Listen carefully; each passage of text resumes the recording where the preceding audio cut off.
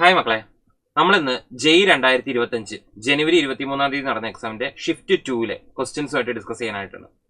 അപ്പൊ നമ്മൾ ആദ്യത്തെ ക്വസ്റ്റ്യനിലേക്ക് പോവുകയാണ്. ഓക്കെ, മൂന്നാമത്തെ ക്വസ്റ്റ്യൻ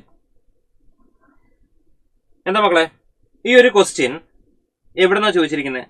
തെർമോഡൈനാമിക്സ് എന്ന ചാപ്റ്ററിൽ ഗിബ്സ് എനർജി അല്ലെങ്കിൽ സ്പോണ്ടൈനിറ്റി ക്രൈറ്റീരിയയിൽ നിന്ന് വന്നൊരു ക്വസ്റ്റ്യൻ ആയിരുന്നു. അപ്പൊ ഇവിടെ കുറച്ച് കണ്ടീഷൻസ് ആണ് പറഞ്ഞിരിക്കുന്നത്.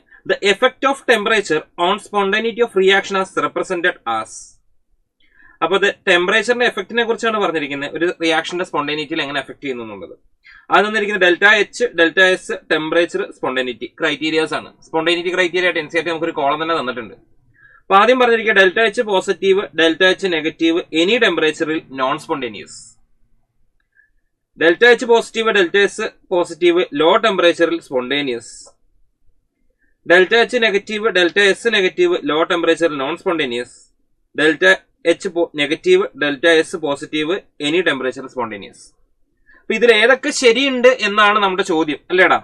അപ്പൊ നമുക്കറിയാം, എന്താ നമുക്ക് അറിയാവുന്ന കാര്യം പറഞ്ഞേ? ഡെൽറ്റ ജി എന്ന് പറയുന്നത്, delta G is equal to, നമുക്ക് എന്തെടുക്കാം? ഡെൽറ്റ ജി എന്ന് പറയുന്നത് which is equal to delta H minus T delta S. ഇതാണ് നമുക്ക് അറിയാവുന്ന കാര്യം, അല്ലേടാ? For spontaneity of a reaction, ഒരു റിയാക്ഷൻ സ്പോണ്ടേനിയസ് ആണെങ്കിൽ, സ്പോണ്ടേനിറ്റി എന്ന് പറയുമ്പോൾ ഓഫ് റിയാക്ഷൻ നമ്മൾ എന്തറിഞ്ഞിരിക്കണം? Delta G should be negative. Delta G negative ആയിരിക്കണം. അപ്പൊ ഇതിൽ ഏതൊക്കെ കണ്ടീഷനിൽ ഡെൽറ്റ ജി നെഗറ്റീവ് ആവാന്നാണ് ചോദിച്ചിരിക്കുന്നത്, അല്ലേ? ഇതിൽ ഏതൊക്കെ മിസ്റ്റേക്ക് വരാം? നിങ്ങളൊന്ന് ചിന്തിച്ചേടാ മക്കളെ. ഒരു റിയാക്ഷനില് ഓപ്ഷൻ എ നോക്കിയാൽ ഡെൽറ്റ എച്ച് പോസിറ്റീവ് ആണ്, ഡെൽറ്റ എസ് നെഗറ്റീവ് ആണ്. അപ്പൊ ഡെൽറ്റ എച്ച് പോസിറ്റീവും ഡെൽറ്റ എസ് നെഗറ്റീവ് ആവുന്ന സമയത്ത് വാല്യൂയിൽ എന്ത് സംഭവിക്കും? Delta G is equal to delta H minus T delta S എടുക്കാം. ഇവിടെയും ഇവിടെ പോസിറ്റീവ് ആണ്, ഇത് മൈനസ് ഓഫ് നെഗറ്റീവ് എന്ന് വരും. വിച്ച് മീൻസ് രണ്ടും പോസിറ്റീവ് ആണ്, നോൺ സ്പോണ്ടേനിയസ് ആണ്. അതുകൊണ്ട് തന്നെ ഇത് ശരിയായ സ്റ്റേറ്റ്മെന്റ് ആണ്. Okay, yes. ഇനി അടുത്തത് നെക്സ്റ്റ് പറഞ്ഞിരിക്കുന്നത് എന്താ മക്കളെ? ഓപ്ഷൻ ബിയിൽ പറഞ്ഞിരിക്കുന്ന നോക്കിയടാ, രണ്ടും പോസിറ്റീവ് ആണെന്നാണ്. അപ്പൊ ഡെൽറ്റ ജിനെ നമ്മൾ നോക്കിക്കഴിഞ്ഞാൽ delta H minus T delta S ആണ്. ഇതെന്താണ്? പോസിറ്റീവ് ആണ്. ഇത് മൈനസ് ഓഫ് പോസിറ്റീവ് എന്ന് വരും.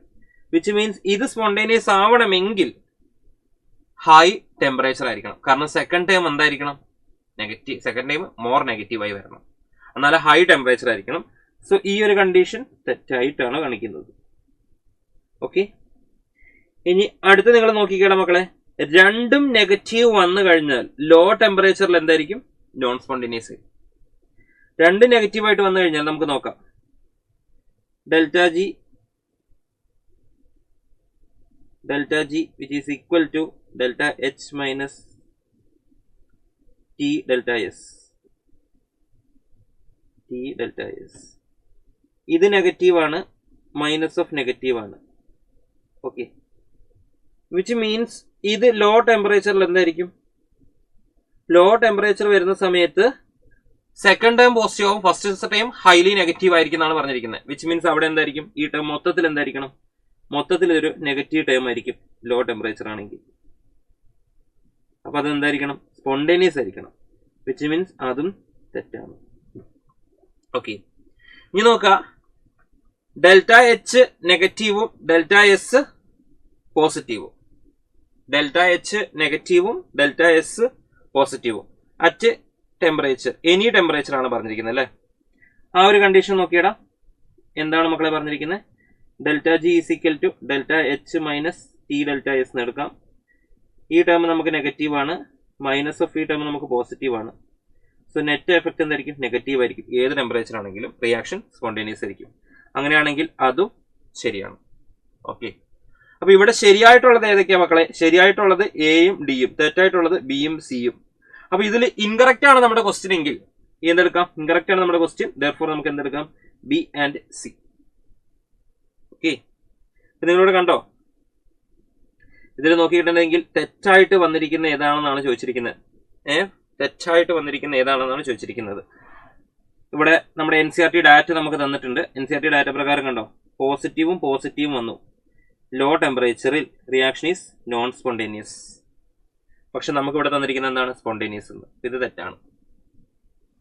ഓക്കെ, നൗ സിയിൽ നോക്കിക്കേ മക്കളെ. സിയിൽ എന്താണ്, 2 നെഗറ്റീവ് വന്നപ്പോൾ നെഗറ്റീവും വന്നു. ലോ ടെമ്പറേച്ചറിൽ റിയാക്ഷൻ സ്പോണ്ടേനിയസ് എന്നാണ് പറയുന്നത്. ഇവിടെ എന്താ പറഞ്ഞിരിക്കുന്നത്, ലോ ടെമ്പറേച്ചറിൽ നോൺ സ്പോണ്ടേനിയസ് എന്ന്. അപ്പൊ അത് രണ്ടുമാണ് ആക്ച്വലി നമുക്കിവിടെ മിസ്റ്റേക്ക്. ബാക്കി രണ്ടും എന്താണ്, കറക്റ്റ് ആണ്. അപ്പൊ ഇതിൽ ഏതാണ് തെറ്റെന്നുള്ള രീതിയിലാണ് സ്പോണ്ടേനിറ്റി ക്രൈറ്റീരിയ. തെറ്റായിട്ട് വന്നിരിക്കുന്ന ഏതാണ്, താഴെ വന്നിരിക്കുന്ന ഫോൾസ് ആയിട്ട് വന്നിരിക്കുന്ന ഏതൊക്കെയാണ്, ബി ആൻഡ് സി. അല്ലേടാ, ബി ആൻഡ് സി ആണ് ഇവിടെ ഫോൾസ് ആയിട്ട് വന്നിരിക്കുന്നത്. ഓക്കെ.